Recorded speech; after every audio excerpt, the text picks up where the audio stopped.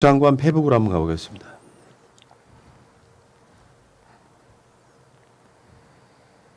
지금 주호영 전 세계에서 우리나라처럼 검찰권이 비대한 곳이 없다. 그런 반면 검찰 견제할 기구나 조직이 별로 없다. 안철수도 마찬가지고 공수처 공약을 걸었었죠. 유승민도 마찬가지고요. 공수처 주호영 한 이야기 봐요. 공수처 이야기가 수년째 논의되는데 이번 기회에 그런 것들이 정비되리라고 본다. 유승민의 했던 이야기 하나만 따로 한번 보면요. 이게 국민의힘이라고 하는 정당이 갖는 특성 중에 하나예요. 물론 여기에 지금 절차적 문제, 공수처법을 개정해버린 문제 이런 것들을 따로 이야기를 하고 있지만 이 사람들이 갖고 있는 그 비양심의 부분이 이런 겁니다. 공수처 부분은 17대 국회 때는 우리가 찬성했던 거였어요. 검찰이 그대로 맡겨서는 한계가 왔다. 유승민이 대선 나왔을 때 했던 이야기입니다. 그러면은 대개의 사람들이 공수처를 찬성했던 사람들이에요. 공수처가 세워지는 게 대의 원론적인 건데 공수처법 개정하기 전에도 반대를 했었고 아무런 문제가 없는 거. 비토권을 2장이나 주면서까지 보장하려고 했던 걸 계속 지금까지 막고 있다가 그걸로는 공수처를 못 만들겠으니까 너무 그 어그로를 끄니까 이 사람들한테 안 되겠다 싶어가지고 법을 개정했더니 들고 일어나는 모양새가 얼마나 유치찬란하고 그렇습니까?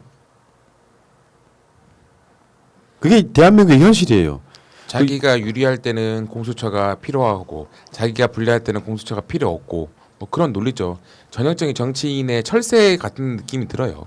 왔다 갔다 하잖아. 유승민도 그렇고 안철수도 예전에는 파란색 입었다가 지금은 국민의힘에 언제 입당할까에 고민하고 있는 거고 또 우리 언주리님이도 있잖아요. 옛날에는 똑같은 파란색의 김종인의 딸이다 뭐 그런 거 했지만 지금은 빨간색의 옷을 입고 선거를 뛰어서 결국은 낙선했잖아요. 국민들은 다 알고 있습니다. 당신들의 진심이 하나도 없다는 것을. 뭐 사람이 생각이 바뀔 수도 있어요. 생각이 바뀔 수도 있고 뭐 어저께 이 말 했는데 오늘 저 말을 한다고 해서 그게 꼭 잘못됐다고 할 수는 없어요. 근데 정치인이 공적 성상에서 어떤 의견을 표시를 했고 그 의견이 뭐 어느 정도 시간이 지난 다음에 바뀌었다면 그 바뀜을 합리화할 수 있을 만한 이유를 내놓고 국민을 설득할 수 있어야 돼요. 예를 들어서 내가 뭐 예전에 공수처를 찬성하던 시절에는 이러이러한 장점을 보고 찬성을 했는데 막상 몇 년 동안 더 검토를 해보니까 공수처에게 저러저러한 문제가 있더라. 그렇기 때문에 내가 이거를 입장을 바꾸게 됐다라고 하면 거기에 대해서 아무도 뭐라고 안 해요. 아무도 뭐라고 안 하는데 말 그대로 박근혜 정권 때는 검찰이 댓글 수사한다고 그러고 선거법 위반 수사한다고 하니까 아 검찰의 권력을 좀 나눠야 되겠네. 국정원 들어오시고요. 공수처 어디 합시다. 검찰 너네들 가만히 있어. 이런 목적을 위해서 공수처를 주장하다가 이제 와서 공수처에 대해서 아무런 이유도 없고 아무런 사정 변경이 없는데 그때는 그때고 지금은 지금이다라고 말이 바뀌는 거 굉장히 큰 문제인 거죠.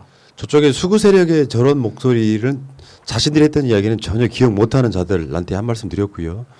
자칭 진보라고 하는 쓰레기 한 명 있죠. 이분의 페이스북 어제 이게 굉장히 분노를 일으켰던 건데 우리 진 씨, 심상정 창피한 줄 알아라. 노회찬이 찬성했을 것 같냐. 양심을 저버리는 것은 좋은데 제발 노회찬은 팔지 말아라. 진보를 팔아먹은 쓰레기들 하면서 이제 이런 거 있잖아요. 자아분열하고 있는 것 같은 키보드 워리어가 돼가지고 막 악플 쓰는 새끼 하나 있잖아요. 너라고 말 안 했다. 자, 근데 여기에 노회찬 의원의 옛날 발언이 하나 있습니다. 고위공직자 범죄수사처 신설을 자유한국당이 반대하는 것은 동네 파출소가 생긴다고 하니까 그 동네 폭력배들이 싫어하는 것과 똑같은 거죠. 모기들이 반대한다고 F킬러 안 삽니까?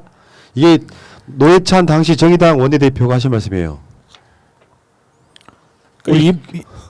이분한테는 그 말을 그대로 돌려주고 싶어요.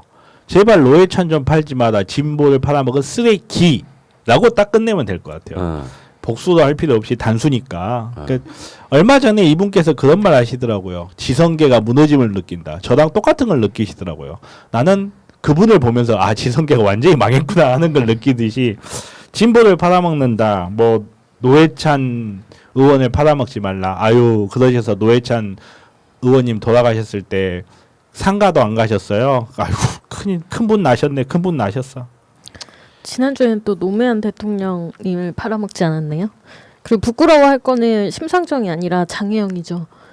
거기 왜 심상정이 부끄러워해야 합니까?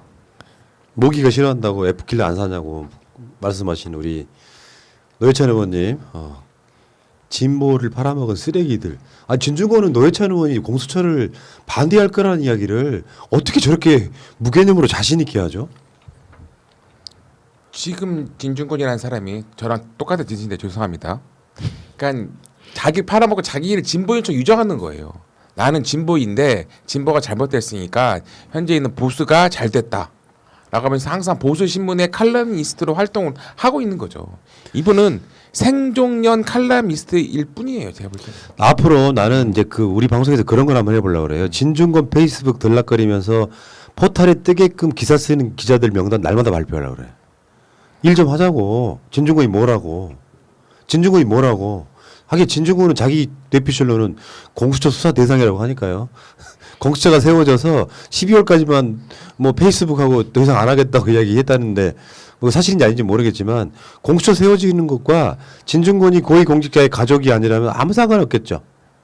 아니 뭐 그런 경우가 있을 수 있죠. 이건 가정이에요. 혹시나 가정 사실이 그렇다는 게 아니고 뭐 예를 들어서 뭐 우리 그 검찰하고 그 최성애 씨하고 어두운 거래가 있을 당시에 진중권이 거기서 뭐 깔짝깔짝하면서 양주라도 한 2잔 얻어 마셨으면 고위공직자의 비리에 연관된 자니까 뭐 공수처 수사 대상이 될 수. 양복 얻어 입었다고 말했습니다. 그거는 교수가 교수 입장에서 받은 거다. 알겠습니다. 그 얘기 여기까지 하시고